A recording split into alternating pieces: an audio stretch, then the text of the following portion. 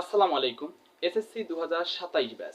তোমরা যারা মানবিক বিভাগে পড়াশোনা করো, আজকে মানবিক বিভাগের গ্রুপ সাবজেক্ট এবং আবশ্যিক সাবজেক্ট সব সাবজেক্ট নিয়ে আমরা আজকে আলোচনা করব। তো ইউটিউবে হোক বা বিভিন্ন জায়গায় হোক, সব কিছুই কিন্তু বিজ্ঞান বিভাগ রিলেটেড। ফিজিক্স, কেমিস্ট্রি, বায়োলজি এই বিজ্ঞান বিভাগকে নিয়েই বেশি কথা বলা, বিজ্ঞান বিভাগকে নিয়েই সবকিছু। ইউটিউবের সব থেকে বেশি কন্টেন্টও বিজ্ঞান বিভাগকে নিয়ে, কিন্তু মানবিক বিভাগের সাবজেক্টগুলো অনেক টিচাররাই ভাবে যে এগুলো তো পড়ার লাগে না, এমনিতে রিডিং পড়লে বা এমনিতে পড়লেই হয়ে যায়। তো মানবিক বিভাগের সাবজেক্টগুলো যে একটু সিস্টেমলি পড়লে ভালো মার্ক পাওয়া যায়, এটা এই বিষয়ে কথাই বলে না। মানবিক বিভাগে সিকিউতে মার্ক স্যাররা দিতেই চায় না, কারণ তারা ভাবে যে এখানে এরা মার্ক পাবেই না, 7 বা 7-8-এর বেশি মার্ক দেয় না।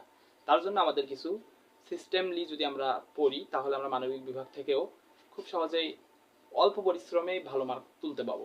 তো দেখি কি কি করা যায় মানবিক বিভাগ থেকে। আমরা কি জানি, বাংলা, ইংরেজি, গণিত, ইসলাম, এই চারটা আমাদের কি আবশ্যিক সাবজেক্ট, তাই না? এগুলো তো সবারই আছে, আবশ্যিক সাবজেক্ট তো সবারই আছে। তা আমরা তারপরে দেখি যে মানবিক বিভাগের আরেকটা সাবজেক্ট আছে বিজ্ঞান, মোস্ট ডেঞ্জারিয়াস সাবজেক্ট বিজ্ঞান। আর এইদিকে আমাদের কি গ্রুপ সাবজেক্ট গুলো আছে বিজ্ঞান। এই বিজ্ঞানটা কেমন? বিজ্ঞানটা আমরা যে এসএসসি তে যারা সায়েন্সে আছে তাদের ফিজিক্স, কেমিস্ট্রি, বায়োলজি এই সাবজেক্ট তিনটার সমন্বয়ে আমরা আর্টসের এই বিজ্ঞানটা পড়ি। তোমরা দেখবা যে প্রথম 2টা চ্যাপ্টার, তারপরে 2টা চ্যাপ্টার, তারপরে তোমরা দেখবা তোমাদের বইয়ে আলোর প্রতিফলন প্রতিসরণ আছে, আছে না? এই চ্যাপ্টারগুলো ফিজিক্সেও আছে। তোমাদের বইয়ে দেখবা কেমিস্ট্রিরও পড়া আছে, জৈব যৌগ বিক্রিয়া এগুলানো আছে। তোমাদের বইয়ে আবার বায়োলজির পড়াও আছে। সবগুলো মিলিয়ে কিন্তু তোমাদের এই বিজ্ঞান। তো তোমার এই বিজ্ঞানে ভালো করতে গেলে তোমাদের কি করা লাগবে? লাইন বাই লাইন কিছু অধ্যায়, চ্যাপ্টার লাইন বাই লাইন পড়া লাগবে। প্রতিটা চ্যাপ্টার পড়ার পর বিগত সালের সিকিউ দেখা লাগবে। আর তার থেকেও ভালো হয় যারা এখনো পড়া শুরুই করো নাই, তারা এই কয় মাসে কি করবা, বইটা একটা চ্যাপ্টার পড়ার আগে আগে ওই চ্যাপ্টারের বিগত সালের কি রকম প্রশ্ন আসছিল, বিশেষ করে 2026 সালে 25 সালে কি রকম প্রশ্ন আসছিল, এই প্রশ্নগুলো দেখা এবং দেখে ওই চ্যাপ্টারের ওই টপিকগুলো বেশি বেশি করে পড়া, তাহলে আমরা ওই চ্যাপ্টারটা ভালো করতে পারবো। এবার আসি আমরা ইতিহাস। ইতিহাস সাবজেক্টটা কি রকম? এখানে কি প্রাচীন কাহিনী, ইতিহাস কি কোন একটা ঘটনা ঘটছে ওই নিয়েই তো ইতিহাসগুলো তুলে দেওয়া না, মোগল আমলের ইতিহাস, তারপর মনে করো মুক্তিযুদ্ধের ইতিহাস, এই ধরনের ইতিহাস। তা এই ইতিহাস এটা পড়ার পর মনে করো একটা অধ্যায় পড়বো, আমরা মনে করো প্রথম অধ্যায় পড়বো। তো অধ্যায়টা পড়ার পর এখন যাদের এই 4-5 মাস এইভাবে পড়লে তাও একটা ভালো রেজাল্ট করা যাবে। অধ্যায়টা শুরু করার পর মনে করো এটা তোমার বই, এই বইয়ের মধ্যে এটা অধ্যায়, এই পড়া এগুলান পড়া। বই পড়ার আগে, চ্যাপ্টার পড়ার আগে একটা খাতা নিবা।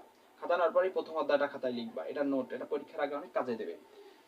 আমরা লিখবো, লেখার পর আমরা কি করব দেখো, লেখার পর আমরা এই অধ্যায়টা পড়তেছি, পড়ার পর সময়, গুরুত্বপূর্ণ সময়, সাল এবং জায়গা, এই জিনিসগুলো আমরা আইডেন্টিফাই করে লিখবো। এখানে লিখবো গুরুত্বপূর্ণ সময়, সাল, জায়গা, খাতার মধ্যে লিখলাম। লেখার পর পুরো অধ্যায়টা যখন হবে, হাইস্ট 2 থেকে 3 বা 4টা পেজ এরকম আমার ইম্পর্টেন্ট জিনিসগুলো হবে। তো এই 3-4টা পেজের মধ্যে আমরা কি করব, এই অধ্যায় সামারিটা ধরতে পারবো যে এই সালে এইটা হয়েছে, ওই সালে ওইটা হয়েছে। তার মানে এই 2-3টা পেজের মধ্যে তোমার এই পুরো অধ্যায় সামারিটা হয়ে গেল। তখন পরীক্ষার আগে 2-3টা পেজ শুধু খাতায় দেখলে হচ্ছে, অত বড় অধ্যায় দেখাও দরকার নেই। তারপরে কি করব আমরা, তারপরে আমরা যে আমাদের টেস্ট পেপার আছে বা বই আছে, গাইড আছে, ওখান থেকে আমরা সিকিউ গুলো তারপর দেখবো, হয়ে গেল, আমাদের ফুল প্রিপারেশন ডান। আর এইভাবে যদি আমরা পড়ি তাহলে আমাদের এমসিকিউ এর প্রিপারেশনও ডান হবে, এসকিউ এর প্রিপারেশনও ডান হবে। তো পৌরনীতি তারপর আমরা দেখি। পৌরনীতি জিনিসটা কি? বিভিন্ন প্রতিষ্ঠান রাষ্ট্রের সাথে তাল মিলিয়ে আমাদের পড়তে হবে। মানে পৌরনীতি একটা সাবজেক্ট কিন্তু পড়ার আগে এইভাবেই পড়বো, খাতার মধ্যে সাবজেক্টটা পড়ার আগে আমরা টেস্ট পেপারে দেখবো কি কোন কোন টাইপগুলো বেশি ইম্পর্টেন্ট, কোন কোন প্রশ্ন বেশি আসে, ওগুলো দেখার পর যখন আমরা বিভিন্ন গুরুত্বপূর্ণ জিনিস, সংজ্ঞা, আমরা কি করব, সংজ্ঞা, তারপর 1 নম্বরে সংজ্ঞা, 2 নম্বরে সাল, 3 নম্বরে ঘটনা, এগুলো আইডেন্টিফাই করব, করে আমরা পড়ার চেষ্টা করব। তারপর ভূগোলটা কি? ভূগোল মানে কি? বর্তমান অবস্থা, এই মানচিত্র, এটা নিজেকে ফিল করতে হবে, মানচিত্র ফিল করতে হবে। যেমন আমার পাশে দেখো মানচিত্র আছে একটা, আমার এই পাশেও মানচিত্র, মানচিত্র ফিল করে আমাদের পড়তে হবে। আমরা যেমন বাংলাদেশের মানচিত্র, এই বাংলাদেশের মানচিত্র আমাদের ফিল করতে হবে যে বাংলাদেশের মানচিত্র ও অমুক জায়গায় অমুক, যেমন রংপুর কোথায়, ঢাকা কোথায়, এরকম মানচিত্র ফিল করে পড়তে হবে। কোন একটা ইতিহাস, যেমন আমরা যে ইতিহাস যখন পড়বো ওই ইতিহাস আমরা তখন আমরা পড়ার সময় আমরা ওটা ফিল করবো, বা যে তারপর অর্থনীতি, অর্থনীতি সাবজেক্টটা আমরা কিভাবে পড়বো? এই অর্থনীতি সাবজেক্টটার মধ্যে বিভিন্ন রেখা আছে, চিত্র আছে, উপযোগ আছে, এই সব কিছুর সমন্বয় আমাদের কি অর্থনীতি। অর্থনীতিতে আমরা রেখা, চিত্র আর কিছু ছোটখাটো ম্যাথ আছে, এই ম্যাথগুলোর সমন্বয় অর্থনীতি সাবজেক্টটা, তাই না? তো অর্থনীতি সাবজেক্টটা কিন্তু আবার লাইন বাই লাইন পড়া লাগবে না, শুধু সংজ্ঞাগুলো পড়লে হবে। আর গ ঘয়ের জন্য আমাদের ম্যাথ শিখতে হবে। এখন এই মানবিক বিভাগ থেকে আমরা কিভাবে সহজেই ভালো মার্কস তুলতে পাবো সেই বিষয় নিয়ে আজকে কথা বলবো। দেখো, আমরা মানবিক বিভাগের সিকিউতে মার্ক দিতে চাই না স্যাররা, এটা কিন্তু আমরা জানি। সিকিউ যদি ভালো করতে চাও তাহলে লাইন বাই লাইন একদম পড়ে গেলেও তাও মার্ক দেবে না, এটা মানে টিচারদের এটা হয়ে গেছে। আমাদের এমসিকিউ আছে প্লাস এসকিউ আছে, সিকিউ 50 এটা বাদ দিলাম, তাহলে এমসিকিউ আমাদের আছে কত? এমসিকিউ এর মধ্যে আছে 30 প্লাস এসকিউ এ আছে 20, তাহলে 30 আর 20 হয় আমাদের 50। এই 50 মার্কের মধ্যে আমরা মিনিমাম 45 তোলার চেষ্টা করব। আমি যেভাবে বললাম এইভাবে পড়লে মিনিমাম এখানে 45 অ্যান্সার করা মানে যায়।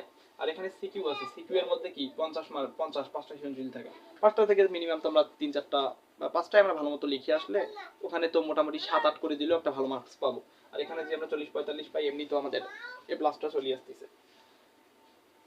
তো এই ছিল আজকে মানবিক বিভাগ নিয়ে কিছু কথা। এই ভিডিওটা করা একমাত্র মানবিক বিভাগের একজন স্টুডেন্টের রিকোয়েস্টে। তো এই যে বাংলা, ইংরেজি, গণিত, ইসলাম, এগুলো ইসলামটা তোমরা এই সেম মানবিক বিভাগের এই সাবজেক্টগুলোর মতো করেই পড়বা, কিন্তু ইংরেজি সেকেন্ড পেপারটা প্র্যাকটিসের উপরে, টোটাল প্র্যাকটিস। তোমরা যদি ইংরেজি সেকেন্ড পেপার প্র্যাকটিস না করো ভাই তাহলে কিন্তু পাবা না। ফার্স্ট পেপার তুমি মূল বইয়ের যে প্যাসেজ আছে প্যাসেজ পড়া লাগবে, সিন আনসিন, মডেল টেস্ট, বেশি বেশি মডেল টেস্ট দিতে হবে। বিগত সালের যে প্রশ্নগুলো, কোশ্চেনগুলো আছে ওগুলো দেখে দেখে তুমি প্র্যাকটিস করো, দেখে দেখে প্র্যাকটিস করলেও হবে ভাই। ইংরেজি এমন একটা সাবজেক্ট, তুমি দেখে দেখে গ্রামারগুলো দেখে দেখে হাতে ধরে ধরে প্র্যাকটিস করো। তারপর বাংলা গদ্য পদ্যগুলো মূল বইটা একবার রিডিং করো, রিডিং করে সিকিউ এমসিকিউ গুলো সব দেখো, তাহলে হয়ে যাচ্ছে। আর বাংলা সেকেন্ড পেপার কি, সেকেন্ড পেপারের মূল বই যে আছে পরিচ্ছেদ, পরিচ্ছেদগুলো দেখে, পরিচ্ছেদের পরে কিছু এমসিকিউ আছে, ওই এমসিকিউ গুলো দেখলেই আনা, ওখান থেকে এমসিকিউ বানায় ছানায় দেয়। তো এই ছিল মানবিক বিভাগ নিয়ে আজকে কিছু কথা, অল্প কিছু কথা। তোমরা যদি চাও যে তোমাদের মানবিক বিভাগের সাবজেক্টগুলোকে আলাদা আলাদাভাবে আমি কথা বলি, বা গুরুত্বপূর্ণ প্রশ্ন বা গুরুত্বপূর্ণ অধ্যায় এই বিষয় নিয়ে কথা বলি, অ্যানালাইসিস আমি নিজে অ্যানালাইসিস করে বলি তোমাদের, যেন তোমাদের কষ্টটা একটু কম হয়, তাহলে তোমরা কমেন্টে জানাও, আমি ওই রকম ভিডিও করার চেষ্টা করবো। তো আল্লাহ হাফেজ, আজকে এইটুকুই, আবার দেখা হবে নতুন কোনো ভিডিওতে।